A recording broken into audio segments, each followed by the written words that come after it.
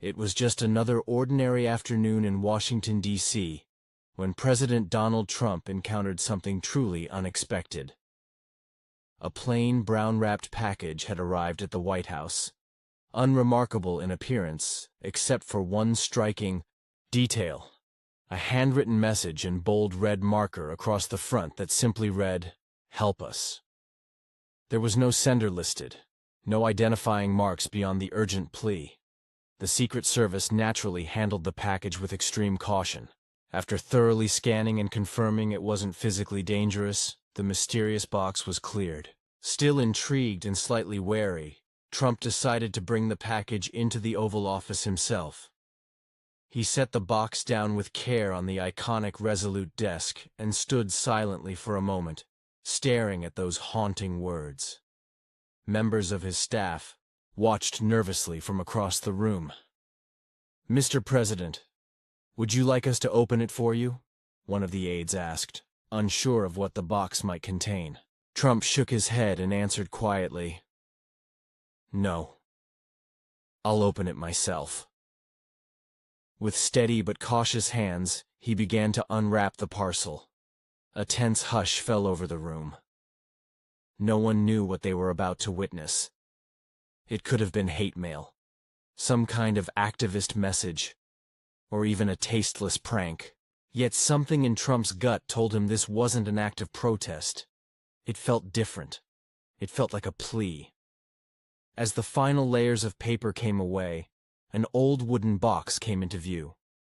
It was hand-carved, rough and imperfect, with the initials ML burned into the surface and a childlike American flag drawn in crayon on one side.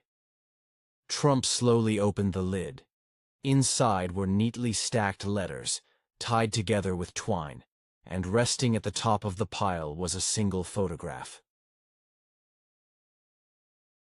In the photo, a young boy wearing a ragged hoodie stood in front of what appeared to be the charred remains of a home. He held a hand-painted sign that read, "Please don't forget us." Everyone in the room froze. One senior advisor muttered softly, "This doesn't look like politics, sir. This feels personal." Trump sat down slowly, taking the photo into his hands.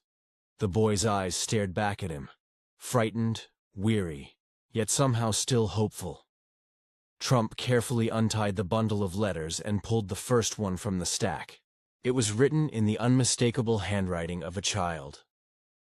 "Dear whoever opens this, my name is Luke. I'm 9 years old. My sister's name is Mia, she's 6. We used to live in Paradise, California, but then the fire came. Everything burned. We had to run fast. Mommy and Daddy tried to save Grandpa, but he couldn't move quick enough. He died. Now we live in our car. We don't go to school anymore. Mommy cries at night. I try to be brave for Mia. Please help us. Please don't forget us. Love, Luke." When Trump finished reading, his voice had lost its usual edge, and his hands trembled slightly. The room remained dead silent. "Do we know if this is real?" he asked, still holding the letter and photo. "We'll check, sir," replied his communications director. "But it feels real." Trump stared at the photo again. "Find out everything you can about recent fire survivors in Paradise," he ordered. His voice was firm now, but his demeanor had shifted. He wasn't reacting as a politician. He was reacting as a person. Outside the White House, reporters clamored for sound bites on policy announcements. Inside, the president had made a quiet, personal connection with a child through ink, paper, and a heartfelt plea. Within hours, White House staff had verified the story. Paradise, California, had been ravaged by wildfires several months earlier. Entire neighborhoods leveled, lives lost, and communities scattered. Luke Miller and his sister Mia were real. A local church had them listed as temporarily living in an old 2003 Honda Civic behind an abandoned gas station. Their mother, Hannah Miller, a former nurse, was now unemployed and battling severe depression. Trump, read through the background report silently. "What do we do, sir?" asked one aide. Trump stood up. "I want to go there. Quietly. No press, no cameras. Just a few agents and someone who can explain things in normal words. I want to meet this boy in person." A few staff members hesitated. "But sir, the optics." Trump cut them off. "I'm not concerned about optics. That boy asked for help. I'm going to give him an answer." Later that night, under the cover of darkness, Air Force One departed without fanfare. This wasn't a political event or a rally. It was something else. A mission ignited by 3 words on a plain package. Help us. Back in paradise, the air still carried traces of ash and sorrow. Behind the shuttered gas station, Luke and Mia slept huddled together in the back seat of their car. Luke stirred first. He opened his eyes and noticed a man approaching. "Mia," he whispered, nudging his sister. "There's a man in a suit. Coming." President Trump walked slowly toward the vehicle, removing his cap. "Are you Luke?" he asked gently. Luke nodded, still unsure what to make of the scene. Inside the car, Hannah stirred and sat up, alarmed. A Secret Service agent quickly stepped forward. "It's okay, ma'am. We're here to talk." Trump introduced himself humbly. "I came to hear your story. From you, not a report." Tears filled Hannah's eyes. After months of feeling invisible, someone powerful had stopped to truly listen. "Then let me tell you," she said, "not just for me, but for everyone like us." Inside the cramped Civic, Hannah shared her story, and the stories of many others. "We weren't poor," she explained. "My husband was a carpenter. I was a nurse. When the fires hit, we had seconds to grab the kids. Grandpa didn't make it. Since then, we've lived in this car, and we're not the only ones." Trump listened without interrupting, only asking questions to understand better.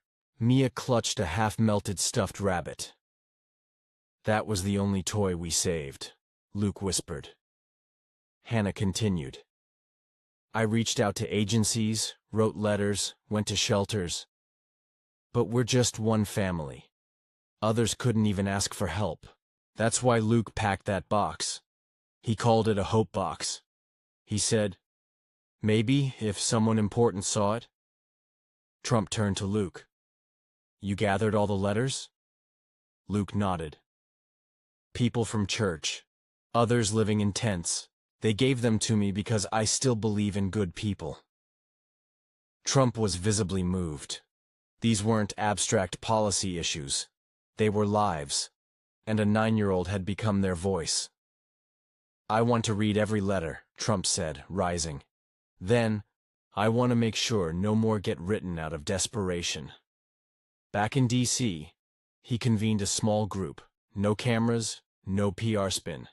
Just real people and their stories.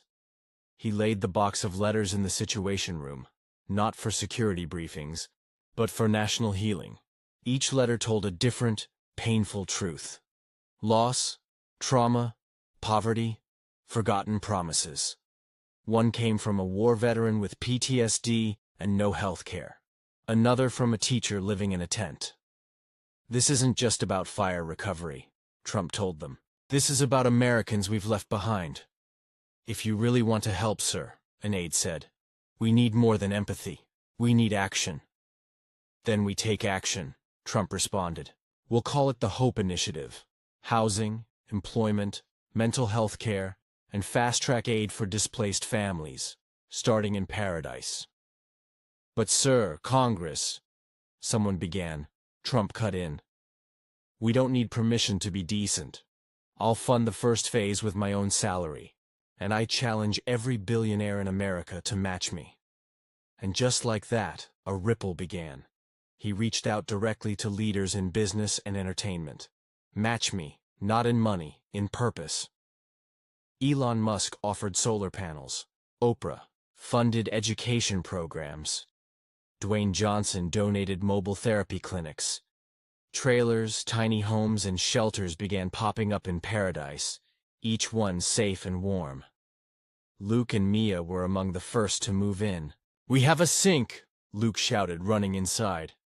"And a bed," Hannah cried. Not from grief, but gratitude.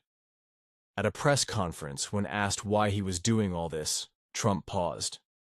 "Because a 9-year-old reminded me what leadership is really about. If it takes 1,000 Lukes to wake us up, we'd better start listening." The Hope Box became more than a symbol. It became a movement. Late one night, Trump sat alone in the Oval Office with the final letter from the box. It was from 82-year-old Martha Jean Carter.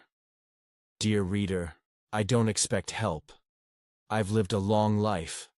I lost my husband in Korea, my son in the wildfire. My legs don't work well.